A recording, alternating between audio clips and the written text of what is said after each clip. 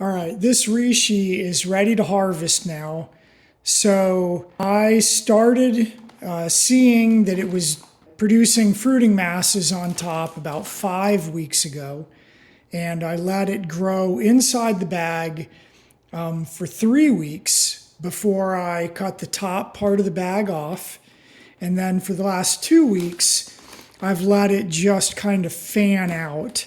Until then, if you leave the bag closed, the high carbon dioxide levels inside that bag will cause it just to be long, spindly, basically sticks of reishi, and then they'll fan out as a response to fresh air.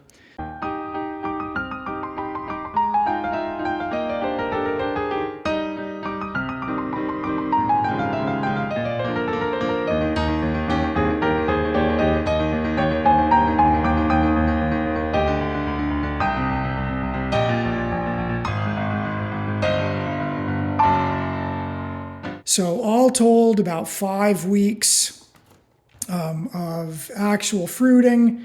And at this point, I'll pull one of these off so we can see underneath what it looks like. Pretty tough, but...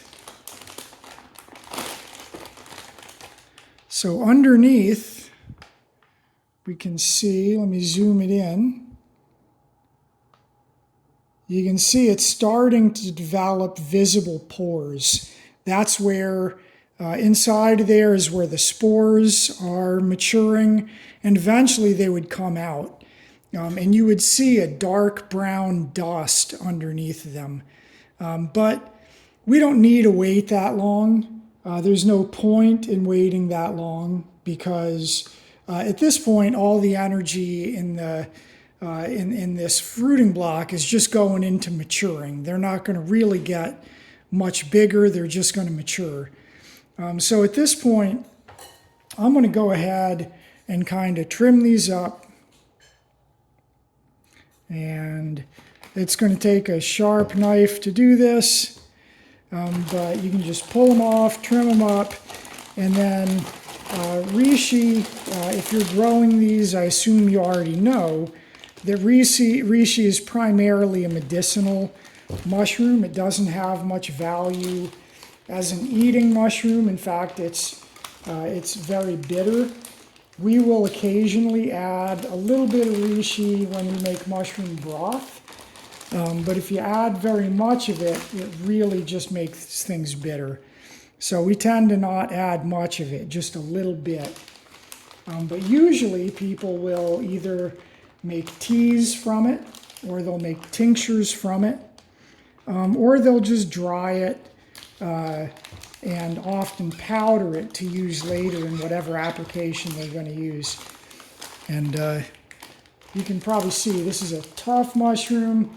It's difficult to harvest. I'm probably going to end up, I wanted to do it in a neat way, but I think I'm probably going to end up just pulling the whole thing off kind of messily, which is what I typically do anyway, but I was hoping to make it a little neater for this purpose.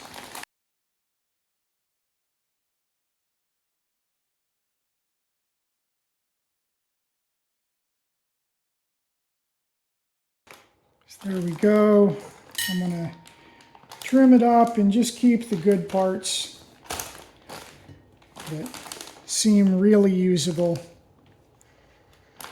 The rest of it, if you're looking for something to do with the rest of it, reishi makes a fantastic mushroom paper, and we've got a video up on how to make mushroom paper.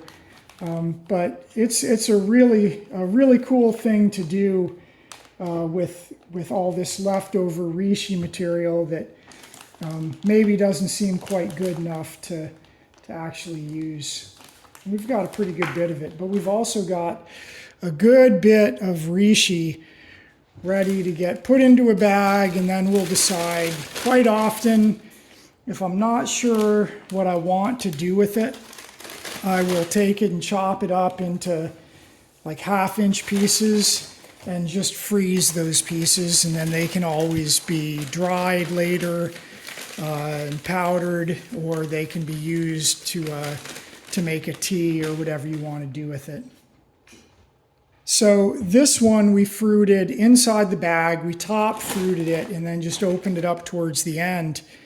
But now that it's fruited once, and this top has been wide open, exposed to air and everything, we don't want to top fruit it again because it's going to be full of contaminants in there at this point, and eventually that's going to start developing mold if we leave it open like that. So at this point, when it fruits again, we're just going to let it fruit out of a slit on the side like you would do with oyster or lion's mane or one of those. So now we're just going to close it down like you would typically do when you first get one of your DIY kits ready to fruit in the first place. We're going to close it down just like that. So all we're going to do, I taped over that filter patch, and now we're just going to tape everything down tight to the bag.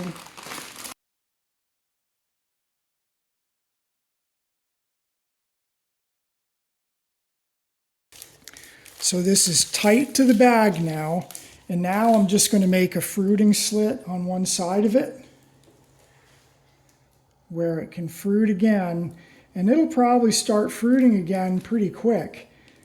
And this next time, we're going to let it fruit right out of this slit, and it'll start out forming a shelf this time. It's not going to grow branch-like initially and then form a shelf. It's just going to form a shelf. So once I cut that slit, just like the instructions for the DIY kit when you first put a fruiting slit, you're going to hold it open and cover it with some of that micropore tape, because now the fungus that's living inside of here is breathing through this fruiting slit, but we want to protect it from contamination with this micropore tape. And now we'll leave this sit like this, and I would bet within a week we're going to see a mass developing here behind the tape, and then we can go ahead and take this tape off, and that'll fruit as a shelf out of here.